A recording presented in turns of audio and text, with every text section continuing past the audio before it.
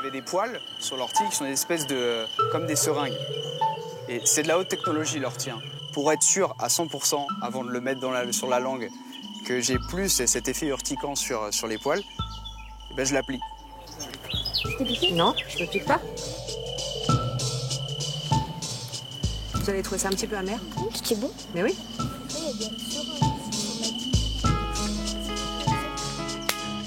Bonjour, je m'appelle Bohémond et je suis le fondateur du Temps des Savoir-Faire.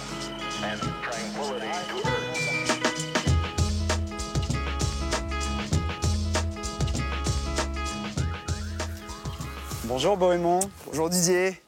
Nous sommes sur les vergers de Mareille-Marly et là tu as investi depuis 1 an cette parcelle. Pour quel projet? Exactement. Donc ici, là, le terrain qui se déploie devant nous s'appelle Au Temps des Savoir-Faire.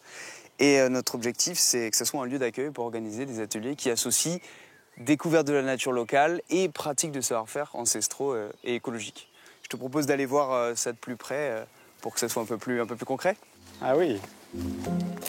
Waouh. Par exemple, avec ce feu, vous ressuscitez des techniques ancestrales en fait.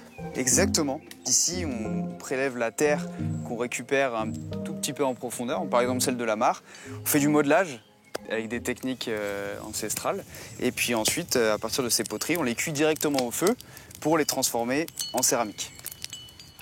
Bohémond, ici, on est très loin de ta formation initiale, celui d'un ingénieur en informatique et en intelligence artificielle. Quel a été le déclic pour arriver ici? J'avais pas du tout d'expérience pratique. J'avais jamais, par exemple, appris à cultiver ou à faire plutôt des savoir-faire manuels. Donc j'avais envie d'avoir cette expérience-là. Et puis au fur et à mesure, il y a eu un deuxième déclic, c'est que je me suis rendu compte que mon métier n'était pas complètement compatible avec toutes les conférences et toute la documentation que j'avais pu avoir par ailleurs sur l'évolution à la fois du climat, mais en même temps aussi de l'accès à la ressource.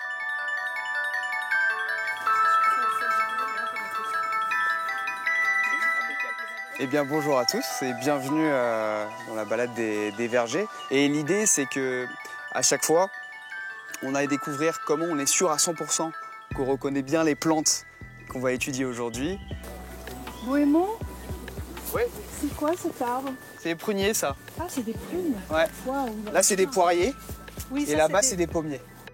Quand je vais vous montrer une plante aujourd'hui, ça ne veut pas forcément dire qu'elle est comestible parce que je vais vous montrer au moins 1 ou 2 plantes très toxiques. Vous allez voir que ça vaut le coup quand même d'avoir la connaissance des plantes qu'on considère comme mortelles.